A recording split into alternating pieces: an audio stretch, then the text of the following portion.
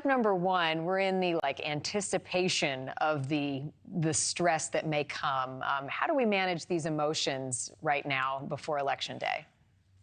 Well, a lot of the anxiety that comes from elections in particular is that we don't know what's going to happen, right? And so one of the best things that people can do to try to counter that is to have a plan, is to know exactly what you're going to do to vote.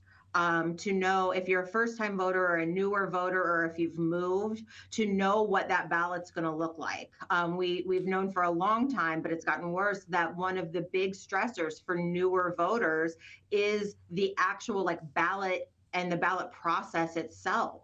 Like not knowing what it's going to be like to go to the place and do the thing. And younger voters have heard scary stories from older people about hanging chads and pregnant dangling.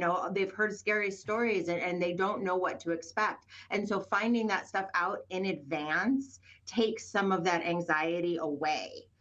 And then as far as election night, or God forbid, the few days afterward, knowing what you're going to do, having a plan to maybe hang out with people, to be around people, or to do things that tend to alleviate stress for you. But knowing what you're going to do in advance helps a lot of people. Yeah, so having a plan, figuring out where you're going to be at that point. At what point do you know or what are the indicators that your stress or anxiety may be something more deep that you should seek help for? Well, I mean, I think everybody needs therapy. I think it's healthy for everyone to have someone to talk to who's a neutral party.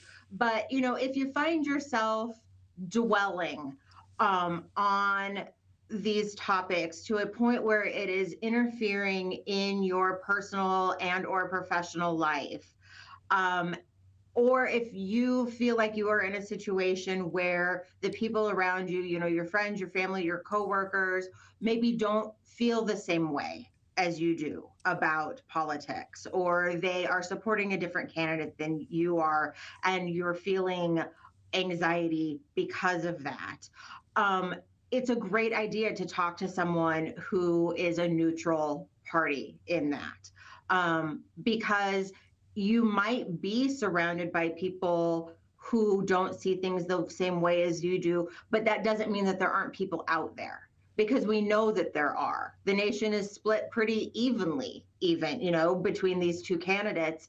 And even aside from that, we actually agree with each other on more things than we disagree with each other on. We're just not seeing it right now because we're in an election season, and because everything is so radically divisive right now.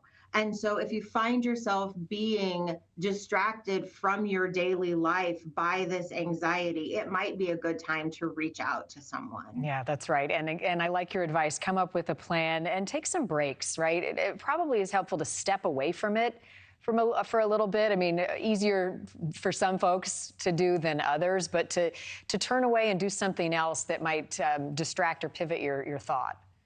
Yeah, and I will admit to being one of the people who's very much addicted to the news, and I can't, I have a hard time not checking the headlines or having it on in the background all the time.